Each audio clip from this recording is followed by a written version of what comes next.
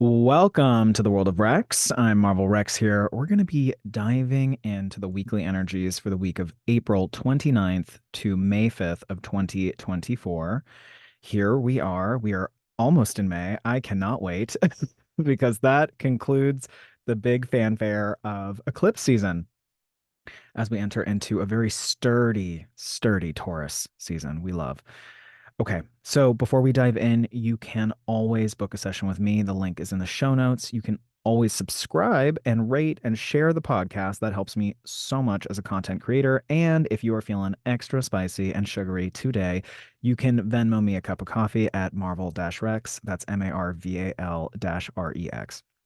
Now, what is going on this week? We are coming down off of a very intense, gothic, brooding full moon in Scorpio. So there's a little bit of a hangover energy from that, potentially. Really penetrating insights that could have come in last week, deep psychological inquiries, seeing the truth, or feeling maybe even like you're overthinking or getting really caught in a rabbit hole. That all of those energies are very much full moon in Scorpio. We are waning now. The moon is waning, so our emotions are waning as well. We are processing this week a lot of the intensity of last week. The beauty of this week is that it is not to me as intense as last week. So there's a little bit of like, whew, tone shift, light at the end of the tunnel kind of energy. And it's a little less rocky astrology as we're leaving April. Essentially, April had a series of unprecedented aspects, or it's been like once in a lifetime aspects happening. And May offers us a very different energy, and because it starts with Taurus season always, the sun in Taurus, there is some stabilizing. There is some desire for grounding, even though Uranus and Jupiter did just conjoin in that sign. So, there's some bumps, but still the overall urge of this moment every year, every late April into May, is to find ways in which we can stabilize amidst change. So that is something to be thinking about. What are the little mundane corporeal or physical things that I can do to ground down while this other part of my life or this specific storyline is changing a lot? So there's still a little bit of heat in the sky. We want to remember that the Aries energy is still active. It's not as active as it was in April, especially early April. But now we still have some Aries energy. We're still figuring out what we're doing with our own personal identities and how we want to move forward into the world publicly or in leadership positions or even being a leadership in our relationships. Okay, being in leadership in our relationships. There can be some lethargy this week. So we're going to talk about coming down off of a really intense full moon in Scorpio. And also, we're having a Mars Neptune conjunction on the top of the week on Monday. And these are aspects that I look at and I go, okay, we're going to need some extra TLC. We're going to need some extra care. We need to root into our body, but also potentially let ourselves sleep, sleep, rest, take naps. Definitely. Okay. So we're gonna start with Monday here. We're gonna dive into Monday, and Monday is completely a mixed bag. It's not in. I don't want to say it as if it's really, really intense because this week again is a come down week in a lot of ways. But Monday has two aspects happening that are sort of like one's really great and one's not so great. So we're gonna actually start with the bad news first, okay? And then we're gonna get to the good news. And I actually never like to, categorize astrology as good or bad. There is definitely dynamic and challenging astrology. The first thing I'm about to mention is a little challenging. Okay. It's tricky. So let's break it down. Right on Monday, we have Mars conjoining Neptune. And Neptune, Mars is bumping into Neptune. Neptune's been sitting at the last degrees of Pisces, really thinking about going into Aries very soon. So Neptune's finishing up some business in the sign of Pisces, and I believe Neptune's been there since 2012. I should probably fact check that, but it's been a minute. Neptune's been sort of like drunkenly moving through Pisces, trying to figure out like what is real, what's an illusion. And in Pisces, it has a lot to do with being caught in an illusion. Particularly, a lot of what we've seen with Neptune and Pisces has been tied into the storyline around deep fakes, AI, but also for a while on Instagram, there was a bunch of fake accounts that were being made. I don't know if that's still happening, but that's very Neptune and Pisces, especially around healers and astrologers and tarot people. They were all getting these fake accounts that were pretending to be them, and they were soliciting people for readings and tricking them into giving them their money. And so this is very Neptune and Pisces, like people who work in spiritual or religious or any kind of sort of healing modality. But then there's this sort of delusional or illusory quality, or even nefarious. With Neptune, there can be a sense of like getting the wool pulled over your eyes. This has been particularly impacting Pisces rising or Pisces suns. So just, that's something for you to think about. You may yourself be having some rose-colored glasses around something or a little bit delusional. That's not necessarily a bad thing, but just something to keep in mind because delusion can actually be really helpful, especially if you're an artist. You're like, I'm going to make it. Anyway, so Mars is like flying through Pisces and is bumping into Neptune on Monday. Now, let's talk about Mars. Okay, Mars and Pisces, spiritual warrior, trying to really move very quickly, has big grand visions of like also delusional in Pisces. So Mars is like, I'm a warrior and I'm a spiritual warrior and I'm delusional. Let's make this happen. I think I can levitate. Like that's Mars and Pisces. Mars is at a hard time here because he bumped into Saturn right around April 10th. So Mars got a real big reality check. You want to think back what was going on around April 10th. And then now, here on April 29th, Monday, PST, we've got Mars bumping in to Neptune. So Mars, oh, I mean, this is a little bit like, I'll give an analogy. It's like the young sensei warrior that's like trying to become the leader of maybe, let's say, a samurai group. Okay, this is very Mars and Pisces. Samurai, because they have all these rituals and these rules, and there's like philosophical things associated, but they're warriors, right? Samurai. So, young samurai warrior climbing up this mountain, bumped into Saturn, maybe fell down and had to climb back up the mountain, and now bumping into Neptune. It's sort of like meeting an oracle on the way. And the oracle, this person that they meet, that the warrior bumps into, maybe is not talking clearly or talking in prose, or maybe puts the young warrior under a spell for a little moment. There's usually a spiritual teaching that is involved when Mars bumps into Neptune, but the danger is that we're not sure what becomes reality all of a sudden. And so that's our young impulse. So each and every one of us has this impulse to go forward and out into our lives. That is Mars. Mars is the warrior within each of us. In Pisces, there can be visions of grandeur. There can be this like spiritual or religious or even artistic calling. But when we bump into Neptune, things are not quite as they seem. We are being tested, especially around what's real and what's not. So this young warrior bumps into this oracle who's we're not sure if I mean, you've seen it in movies where you're like, is this person helping the hero, or are they gonna really screw up the hero's journey, right? Like we can't tell. So there's an ambivalence with Neptune in a conjunction and in a square and in an opposition. There's an ambivalence. So we want to be mindful on Monday, but I would say all week. And really, think about your weekend, what just happened Saturday, Sunday, which would have been the 27th, 28th of April, because this was already very active. You want to be careful around like what's real, what's not. It's a time to lay low, in my opinion. When Mars is conjoining Neptune, it's like don't overexert yourself. It's usually especially Pisces rules sleep and as a health aspect. This is a moment to like let yourself get extra sleep, maybe take extra vitamins, um, drink a lot of water under this transit. And then also, Neptune can rule toxicity. Both of them are in a water sign. So you have to be really careful around toxicity in water as well as toxicity in foods. So, I think I wrote this here. Yeah, it's in my notes. It's like be super careful with psychedelics and food, especially under prepared food or raw foods. I don't want to scare too many people here, but one of the very mundane manifestations of this is you eat, sushi and you're like, oh, well, it's only a couple days old. And then it's like, oh no, that whoop, whoop, whoop. Pisces is also fish. So like just be careful with fish, I would say on Monday, Tuesday, pretty much all week. I would be careful.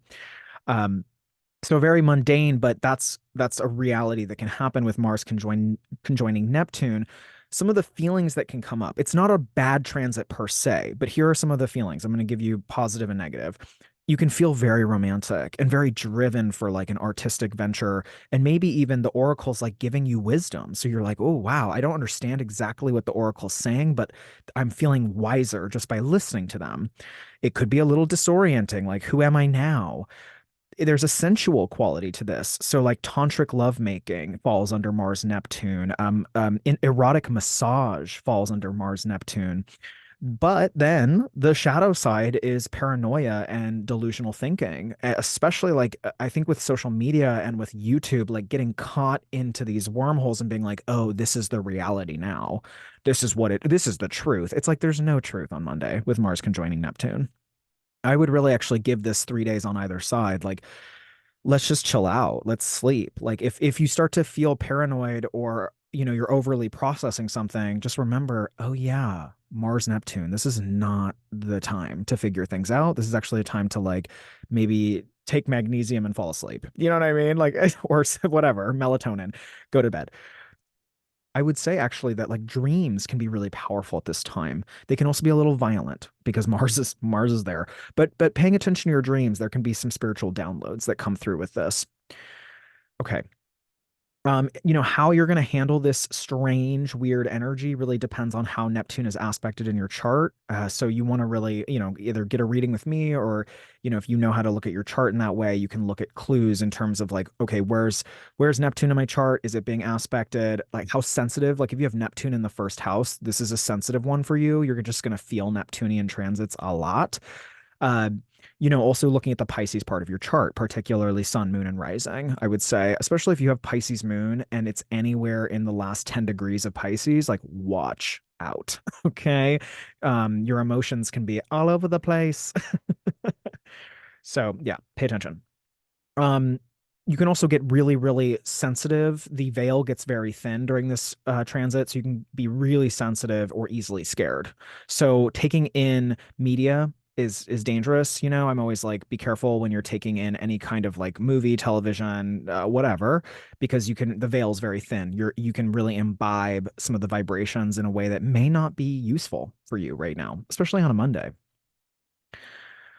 Uh, Another note I wrote is like if you're self-confident and consider yourself self-aware and evolved and have like a spiritual practice and infrastructure, you should enjoy this. Like this is actually really great. It's not it can be very romantic and dreamy, is what I'm saying. It can be very inspired is the word, inspired. So if you do need, one of my recommendations, especially if you're like a creative, is to write some poetry or, go out in nature during this period of time. Jump on a phone call with somebody and talk about something that's like a creative idea, not a factual conversation. Like, let's get all the logistics down. It's more like, okay, well, what if we did this and this and this? Or like, let's tease out some ideas, but in a creative and flowing kind of a way, not trying to pin anything down right now. Okay, here's the good news. Ding, ding, ding. Here's the really awesome news is that Venus also enters, well, she enters Taurus. She doesn't also enter, she enters Taurus on Monday. That's happening on Monday. So Venus enters Taurus. She comes home. So Venus has two signs that she really enjoys being in, technically maybe four if we want to count Cancer and Pisces, but she loves being in Taurus and Libra. So she just entered Taurus, which is actually her domicile. It's her home. It is where she is the most comfortable. So all 12 signs, the planets have different relationships to those signs. And when they're in their domicile, it's like they're literally like they have the keys to their own. In the case of Venus, it would be a mansion. She'd be like, I have my mansion because I'm in Taurus, and there is a clawfoot tub, and it is 12 feet long. And, Venus is coming home to like rose petals and her, full stocked boudoir and everything. So Venus Taurus, very sensual, very romantic. This is a wonderful time to like really find creature comforts, grounding. So I'm not going to fully give, I mean, it can be a little indulgent. I'm not going to fully go here with people, but like having desserts that you like, getting a massage from a lover, massaging your own feet, like buying that, with Taurus, it's like buying that, lotion that you always want. And you're like, oh, I only spring for this once a year. Well, Venus and Taurus aligns us with treating our body like a damn temple. Like this is big. This is a big moment to basically indulge in the self-care. And also, sexuality can take on a very sweet sort of it's not a super kinky tone. It's just like really sweet, very vanilla, but there's something erotic within the vanilla. It's great for that. Just like loving another person or loving yourself in that way. So this is all really, really great. However, there is one tiny, big, gigantic exception, which is that as she's entering Taurus, the first week or so, which is, this week, basically all of this week, she's going to square Pluto. Yeah, you heard me say that. For those who've been listening to the pod for a while, you probably know that a square to Pluto, that phrase means, uh-oh, uh-oh, difficulties ahead. So Venus is like trying to, this is the metaphor that comes to my mind. She's entering her, beautiful mansion and the gates are opening and she's walking in and all of a sudden it's like there's black mold in the house. And that's Pluto. Pluto is, oh my gosh, there's black mold in my mansion. How the hell did this happen? And maybe it's just on the bottom floor, right? That's very Pluto. Like it's just in the basement. But, she walks up and the inspector comes out and is like, hey, you have to fix the basement area because otherwise you can't even sleep in this house. It's going to be toxic to you. So a square to Pluto means there's a crisis of action. We have to make a decision around something that's either hidden, secretive, could be, taboo in nature, could feel like a third party dynamic where it's you, a partner, and a third party that's maybe causing some trouble, like a love triangle. There's something about her entrance into Taurus, her favorite sign, that is compromised in the first week. Now, because it's Taurus, Taurus rules on a very mundane level, finances. Okay, like what's going on with our finances? That's a big question on the table for people. There could be some harsh truths with a square to Pluto. You could also, definitely find some stuff out during this time that's painful. And you're just like, ouch, okay, that's oof, that really hurt. That information really hurt. Or particularly in money, love, romance, and even child or children stories if you have children or work with children. So there can be an intensity here. There will be an intensity here with a square to Pluto. So you really want to watch all week what's going on in the money, love, even creative storylines because Venus and Taurus is very creative. So art or artists, what's going on in these stories that are really intense and usually have to do with Pluto and Aquarius, Aquarius being groups, networks, friendships. So there can be a lot of intensity around friendships or groups and networks or teams of people that you work with, as well as I'm sure we're going to see on like a pop culture level here this week, I guarantee with this aspect, you'll see celebrities being exposed for things on social media because Aquarius rules social media and the internet. The internet's going to be popping off with like exposés like, oh my gosh, did you know that this was happening? And, blah, blah, blah, especially for celebrities who are Tauruses or Taurus risings. They're going to be, put on front and center stage here. And probably because it's a square from Pluto, it's probably something that they don't want to be revealed. So we can apply that to our own lives if there is something that you maybe have been hiding or not wanting to share, this may be the time where someone finds out about it, particularly a romantic partner or again, friends, teams, networks. So Pluto likes to expose untruths in the desire to transform them for our higher good. He is a very much, in my opinion, an evolutionary planet, aka like really trying to get us to evolve and metamorphose into something beautiful, caterpillar to butterfly. In a square, it's like you have to there's some action being taken. There's something you have to respond to very quickly, or, and Taurus doesn't like to do that. Taurus likes to take time to mull things over. So she's getting quite a shock from Pluto and Aquarius. For some people, because it's responding, Pluto is responding to Saturn in Pisces, there can just be realities around sobriety of any kind, emotional sobriety, any kind of sobriety of like, oh, reality check. This needs to change. This is no longer working. Power and control issues will definitely come up in existing relationships. So there can be simmering tension around manipulative behavior, jealousy, possessiveness. At the root of these behaviors is usually deeply buried fear or insecurity about not feeling loved and valued. That is Venus and Taurus. Venus and Taurus at her best is like, I am worthy of love. So this week, just pay attention to if you're functioning and moving about your world from a place of I am loved, I am valued, I love myself, I value myself. That will help you make better decisions around any of the sort of simmering intensity that can be present this week. Especially, Monday, Tuesday, Wednesday with that Mars Neptune conjunction, it can just be really confusing around the matters of love, right? Like it can be really confusing around money stuff. It can be really confusing around creative projects. So just be careful and try not to make, again, Pluto's going to want Venus to make a decision quickly with the square. Try to slow things down and buy yourself time if you can. All right. That would be my absolute advice here. You may also just be responding to things from partners where you're like, whoa, that person doesn't know the astrology, and this is a really next level. There can be like ultimatums made under this energy. But again, Neptune is a fog, is the oracle. You don't know if it's good for the hero or bad for the hero. So if you don't know, then buying yourself time and or setting up a boundary where it's like, let's talk next week can be really helpful during this period of time.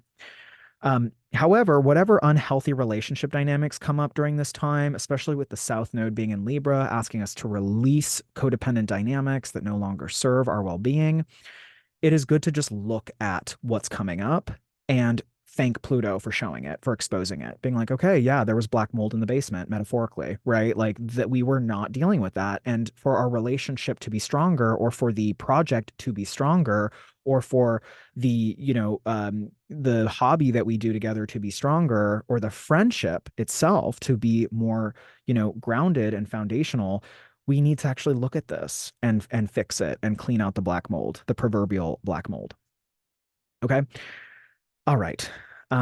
Some kind of relationship transformation is underway. All right. That's like what's happening this week. Now, underneath it, there's new love possible. There can be even instant attraction here with people. So also pay attention to who you're being drawn to. But I want to say, if you meet somebody on a Venus Pluto square, there is something about the relationship that has a very intense and potentially violent component to it. Now, let me break that down. If you meet someone this week and you're like, whoa, I'm really, really attracted to them, which is totally Venus Pluto square. If you're engaging in, let's say, a kinky relationship, like a dominatrix style relationship, well, all of the violence is on the table, right? Like we are consenting to this dynamic where there is sacred violence, essentially. I know that might be a weird phrase for people to hear, but like we're consenting to this dynamic, right? Sacred violence. But if you're like trying to date somebody and you're like, ooh, they kind of make me nervous, like I don't really know where they're gonna go, but like it's exciting, you want to be very careful because that could be covert violence. Like we don't know, it could lead to something that is surprising and scary. Again, Venus and Taurus, she actually really wants like vanilla level love. She does. It doesn't mean that you can't experiment this week or, take risks, but just know that you're doing it and you're doing it under weather, astrological weather, where there is a propensity or a possibility for things to get very intense very quickly. So that's all I want to say. Take care of yourself and know your boundaries and know when you have to leave a situation. That's what I'm going to put out there. Okay. This is all happening post the Scorpio full moon backwash, so you can feel extra sensitive with all these transits, maybe paranoid in the matters of love, money, and security.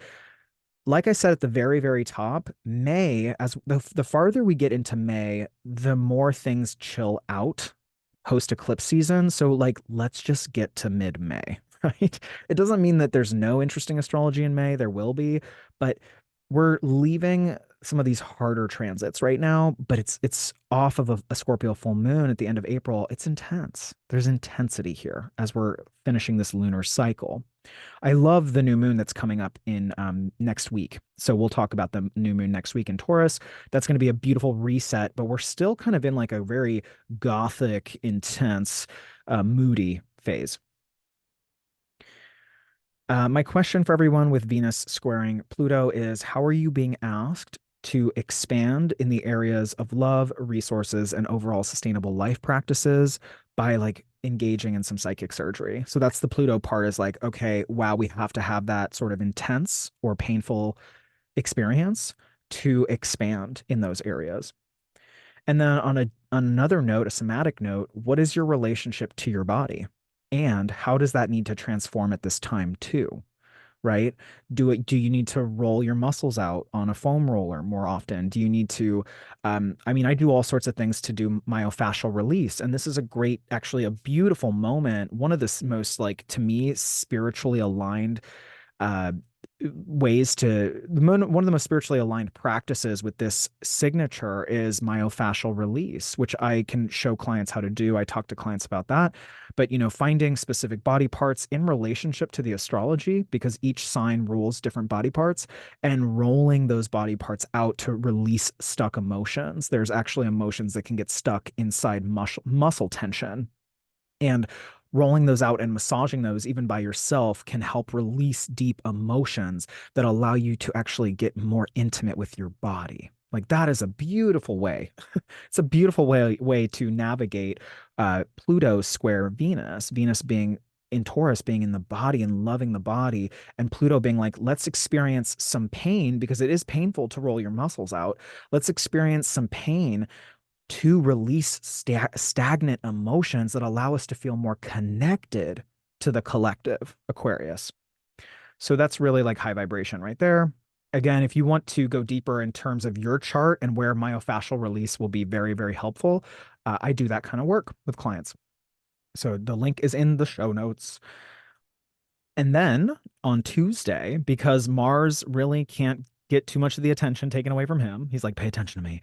Mars moves into Aries. Bunk, ba, ba. Like, this is so big. I'm just like, ding, ding, ding, the ring that the spiritual warrior has now mastered whatever sort of the oracle was talking to the warrior. The warrior's like, cool, got it, and just like blazed through to the top of the mountain, and is now ripping his shirt off and entering a boxing ring.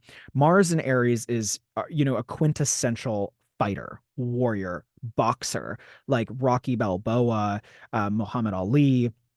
This is Mars's domicile. So let's pay attention. This week's really interesting because Venus enters her domicile on Monday, even though she's got a square to Pluto. And then Tuesday, Mars enters his domicile. Bang, bang. So what does this mean when Mars and Venus are in their domiciles? It means that we can actually get a lot of stuff done and change a lot in our relationships and our, like, our creative life, our sexuality. Like, there is a lot that can get done. I'm saying that this is juicy, workable energy here, even though Venus and Mars are still in conjunct. So they're still 45 degrees apart. So there can still be tension or feel like our lives are a little bit categorized or demarcated, where it's like, a classic example is, I'm thinking like for a Cancer rising, for example, your career now starts to really heat up with Mars entering Aries. You're getting a bunch done in your career, but then the relationship stuff privately is really rough because you're getting an eighth house square to your 11th house in Taurus. So there can be these two tracks where your public life and your career is really going, and the other side, maybe there's good news in the relationship zone, but there's a big bump before the good news comes, and the bump is Pluto, the square to Pluto. So this can happen for any of us, regardless of whether you're a Cancer rising. Again, I can look at your chart and tell you exactly how this is coming down the pike for you, but it can feel like life is not all flowing in the same direction. It can feel a little compartmentalized, like you're having two different journeys at the same time. So some awkwardness maybe with feeling like the work life is aligned with the love relationship, or the friendship is aligned with the, trip that you want to take to a far off land. There can be these feelings of, inconsistencies, or like one spot of my life is going really well, the other spot's needing major adjustment. And I would actually say the Aquarius and Taurus parts of your chart are navigating some adjustment this week, big time, as well as the Pisces part of your chart. Now, Aries and Mars entering Aries on Tuesday for, he's going to be there at least a month and a half, I would say. It depends on how fast he's moving, but he's going to be there for a minute. And we want to grab this energy because it's amazing. I'm going to give some caveats, but overall, it's amazing. So, juicy, workable energy. Mars entering Aries is a call to action. And it's a call to action mostly in response, almost like an echo to what happened in April, particularly April 8th to the 20th. If April like effed you up a little bit and was like feeling chaotic or just like even demoralizing, especially with the Chiron being activated, then this moment where Venus is in Taurus and Mars is in Aries during Taurus season is saying, let's make let's make some tangible changes. Now that we saw how the pieces fell in April, let's make some tangible changes by inciting them, by like actually putting them out there, taking a risk, going boldly forth. So, in some ways, when I look at this transit, a lot of the planets have already moved through Aries, the personal planets. Mercury retrograded there, is still finding his way out of Aries right now. Venus just finished her sojourn there. So now Mars is coming through and he's kind of a really intense cleanup crew. He's coming in and he's like Mars and Aries as a cleanup crew is a little not the most efficient. Like, I'm a little bit of Mars and Aries. I don't have Mars natally in Aries, but like my version of cleaning things versus my partner's version of cleaning things, very different. Okay. I'm just like, yeah, it's okay. It's clean. Yeah, move up, swept it. Mars and Aries is a little bit like, oh, there's dirt on the ground. I'm going to sweep it under a surface so that no one can see the dirt. But here in this moment for all of us, it's quick. There's some big changes that are being made and they're being made fast. They're not always being made from a detail-oriented position, right? So that's okay. Go boldly forth is what I want to say. Especially since Mercury is now leaving shadow grade. And, this is a moment where it's like, okay, I saw what happened in April and like, wow, or, oh, it wasn't too bad, but still, we have to make choices. And making choices during Taurus season, I think, can be really positive because there can be some long-term ramifications. And so you want to be careful. It's like it's long term, which can be great, but you also want to make sure you're not being a bull in a china shop with Mars and Aries. There is like an overly aggressive quality to this transit with Mars being in his home sign, being like, yeah, I entered the boxing ring and I'm gonna I'm gonna win this battle. So you want to be mindful of being overly aggressive, but I actually would say if you've looked at April with a scrutinizing eye and have really seen and figured out, okay, what happened and how do I need to move forward to heal my own individuality with the North Node in Aries, then this moment is a moment to take action and do it because there is good luck from Venus and from Mars being in domicile. All right. And Mars isn't squaring anybody upon his entrance. So this is lovely. We love this. Like Mars is not being impeded. He was impeded. He was almost like, it's almost like the oracle he bumped into on the mountain when he was Mars in Pisces gave him some sort of pill that made him a little seasick, but then it gave him superpowers the next day. He woke up and was like, wow, I feel a million times stronger and I'm ready to like win the final boss battle. So it's a weird moment because Monday can feel like it's full of lethargy, but then the next day when Mars moves into Aries, especially if you are an Aries or a Scorpio, you may wake the F up in a big way and just be like, whoa, I feel very rested. I'm glad I slept. Actually, that's the thing to think about. Sleep on Monday, wake the hell up on Tuesday. Um, the energy will shift pretty dynamically. That being said, not everything may be clear immediately. So it's like the dust hasn't settled, but you may be full of energy on Tuesday. So just watch out for that. I would also say if you're in a Mars, if Mars is your Time Lord this year, I would also really pay attention to this shift on Tuesday. And if you don't know what that means, you can always book a reading with me to figure out your Time Lord. All right. All right. So this week the moon runs from Capricorn to Aries, and here's the breakdown. Monday, Tuesday, the moon in Cap, get it done. So just Monday, Tuesday, working, working, working. Wednesday, Thursday, the moon is in Aquarius. So go big picture with your teams, friends, networks, social media, and internet, ventures. So it's a really good time to spread your net and your web on Wednesday and Thursday. But also Wednesday, Thursday, you will be processing whatever your Venus story is right now, because the moon in Aquarius is going to highlight Pluto, is going to highlight Venus, and so you want to pay attention. What is going on Wednesday, Thursday? These are, Pacific Standard Times here. So for my Australian listeners, Thursday, Friday. But Wednesday, Thursday, what's going on in terms of your love story, your resources and money storyline, your artistic storyline, and what sort of black mold are you trying to remove from your mansion? Okay. Just, just pay attention. The moon is going to highlight that. Thursday, Friday, the moon enters Pisces. We're going to be feeling all the feelings, spirituality, arts, healing. Okay. So you may need to rest a little bit more on Thursday, Friday. And then the weekend, boom, Mars is there and then the moon enters Aries on the weekend. So it's a pretty intense, like I would say, even though it's coming down off a full moon, this moon in Aries makes the weekend very fiery and passionate and self-focused, me, me, me, me, me. But also there can be healing there. There can be some healing. I would say that I think there's just going to be intense energy over the weekend. Maybe not the most restful weekend. And I have to mention that Jupiter and Uranus are still super active after conjoining last week. So there can be something that's throwing us for a wrench, or we're still reeling from some information that came in last week. And Venus is coming in to help clean it up. So the good news is that by next week, not this week, but by next week, you're going to start to see some healing in whatever has surprised you or thrown you, and even maybe some disconcerting information that comes in this week with the square to Pluto. There is healing energy on the horizon. We're just not quite there yet. So hold on to your horses and don't overthink things, especially on Monday. It's not the time to do it. All right. I love each and every one of you. Thank you for listening to the World of Rex every week. It means so much to me. It helps a ton if you share this podcast, rate it, and subscribe to it. And then if you want to work with me one on one, I have lots of different reading types. You can find that out in the link in the show notes. And yeah, I'll talk to you next week. Take care. Until then, I will see you on the World of Rex.